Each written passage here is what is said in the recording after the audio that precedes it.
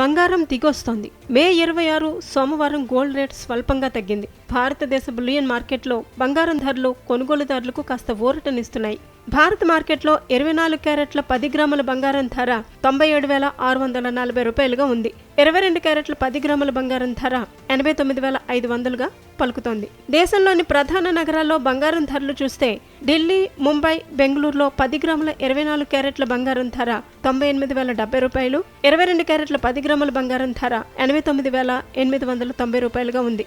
చెన్నైలో మాత్రం 24 క్యారెట్ల 10 గ్రాముల బంగారం ధర 98,070 రూపాయలు ఉంటే 22 క్యారెట్ల 10 గ్రాముల బంగారం ధర 90,040 రూపాయలు పలుకుతోంది.